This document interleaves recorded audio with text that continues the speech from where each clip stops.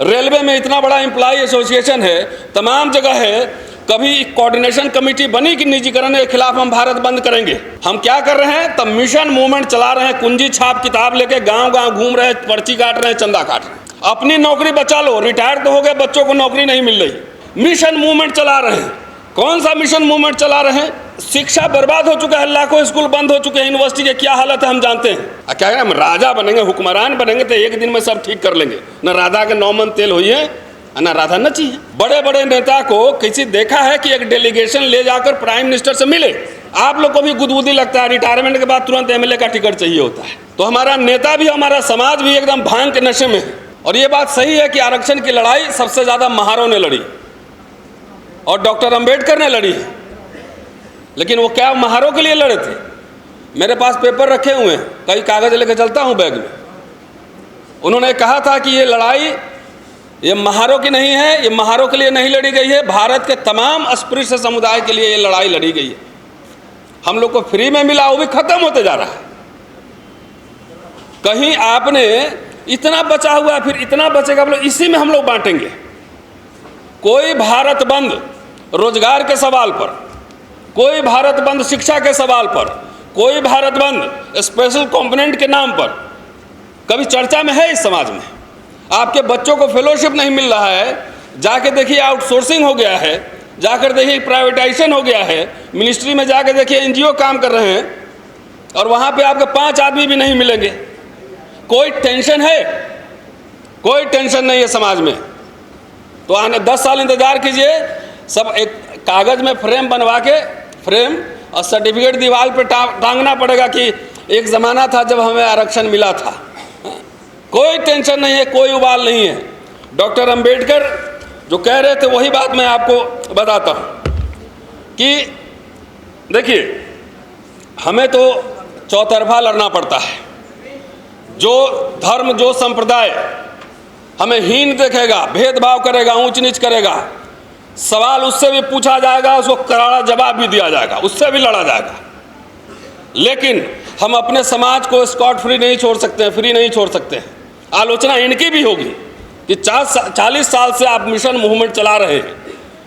कौन सा अचीवमेंट है, मुझे बताइए, कौन सा अचीवमेंट है? जो सरकारी बाबू लोग का संगठन है, करोड़ों करोड़ चंदा जा रहा है, अपनी नौकरी बचवा पाए अपने डिपार्टमेंट में? रेलवे में इतना बड़ा एम्प्लॉय एसोसिएशन है, तमाम जगह है, कभी कोऑर्डिनेशन कमेटी बनी कि निजीकरण के खिलाफ हम भारत बंद करेंगे? तो नहीं, जो प्राइमरी काम है उसको छोड़कर हम क्या कर रहे हैं, तब मिशन मूवमेंट चला रहे हैं, कुंजी छाप किताब लेके गांव गांव घूम रहे हैं, पर्ची काट रहे हैं, चंदा काट रहे हैं। अपनी नौकरी बचा लो, रिटायर तो हो गए, बच्चों को नौकरी नहीं मिल रही। ये कभी ध्यान में आया? इस पर चर्चा हुई, बहस हुई? मैं कोई नेता नहीं हूं, ना आपसे वोट लेता हूं, ना चंदा लेता हूं। एक इतिहास के छात्र होने के नाते समीक्षा करता हूं। ब्राह्मणवाद, मनुवाद से भी लड़ेंगे, लेकिन आपसे भी लड़ेंगे। डॉक्टर अंबेडकर को भी मांगो, महारो मांगो, ढोर, चमार समुदाय, तमाम तरह से उनको चैलेंज मिलते थे, उनको लड़ना पड़ता था। तो हमारे समाज का अगर नेतृत्व, इंटेलेक्चुअल नेतृत्व नहीं है, हमारे समाज का नेतृत्व घिसे पिटे लोगों के पास है। सिर्फ मैं पॉलिटिकल लीडरशिप की बात नहीं कर रहा हूं, मैं इंटेलेक्चुअल लीडरशिप की बात कर रहा हूं। अगर उनके पास है तो इस समाज का जो हाल हुआ है, 15 साल 10 साल और ठहर जाइए, 10 साल ठहरिए। मिशन मूवमेंट चला रहे हैं। कौन सा मिशन मूवमेंट चला रहे हैं? शिक्षा बर्बाद हो चुका है, लाखों स्कूल बंद हो चुके हैं, यूनिवर्सिटी के क्या हालत है हम जानते हैं। सरकारी दफ्तरों में क्या हालत है वो भी हम जानते हैं। क्लास 3, क्लास 4 आउटसोर्सिंग हो गया, प्राइवेटाइज हो गया, कोई आंदोलन नहीं है। मिशन मूवमेंट चल रहा है, चला लो भैया। हमारे नेता और हमारे समाज के लोग, आप सब देखिए, मैं बार बार इस बात को रिपीटेडली, मैं पूना में भी परसों बोला हूं, शनिवार को, आज भी कह रहा हूं कि आप लोग नींद में सपने मत देखिए, आंख खोल के सपने देखिए, रियलिस्टिक ड्रीम्स में आइए, जो रियल हम अचीव कर सकते हैं। बाबा साहब डॉक्टर अंबेडकर ने कब कहा था कि हम आरक्षण लेने वाला नहीं देने वाला समाज बनेंगे? कभी कहा, पढ़ा है कहीं आपने? कब कहा था कि आरक्षण हम लेने वाला नहीं देने वाला समाज बनेंगे?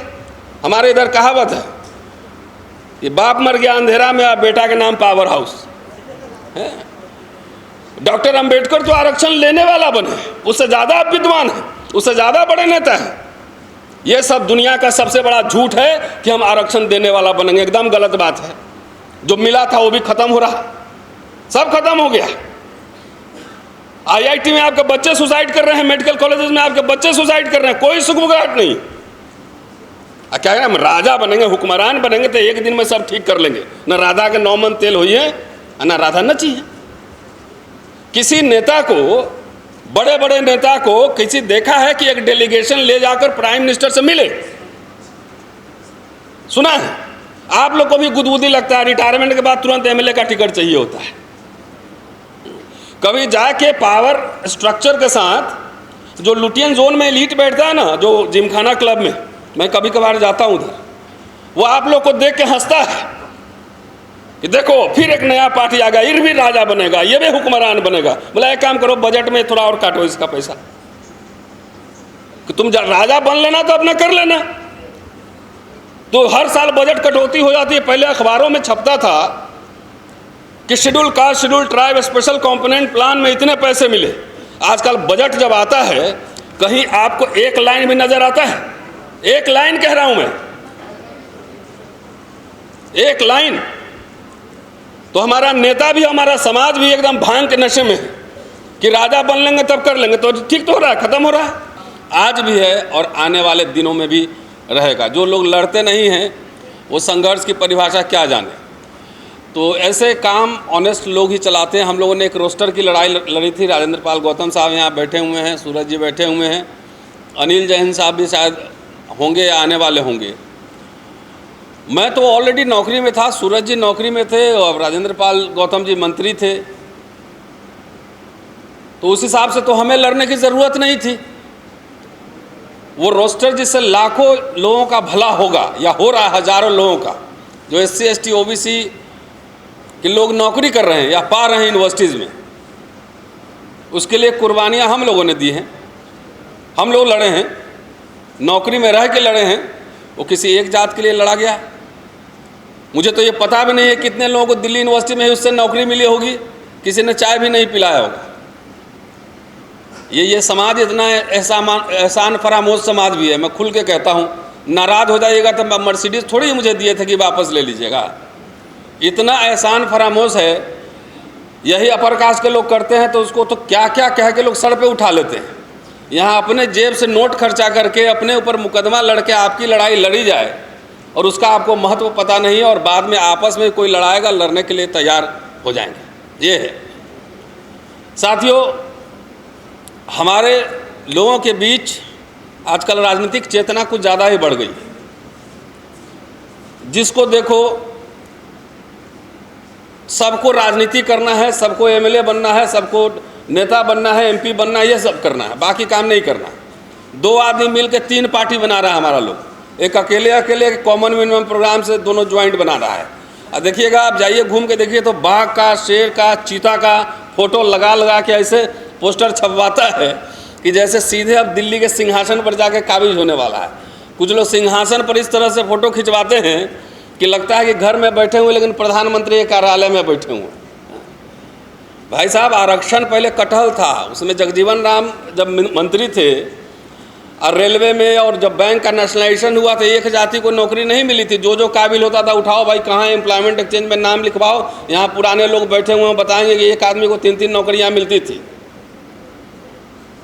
3-3 नौकरियाँ मिलती थी। अब आरक्षण जो है ना, बिज्जू आम हो गया। बिज्जू आम समझते हैं, इतना छोटा छोटा होता है, उसमें आम का रस कम होता है, गुठली ज़्यादा होता है, और कुछ दिन बाद जो है ना वो रस भी खत्म हो जाएगा, खाली गुठली का गुठली बचा रहेगा। ये हालत हो चुकी है। क्यों? क्योंकि आपने आरक्षण की कोई लड़ाई ही नहीं ली, आपको फ्री में मिला है।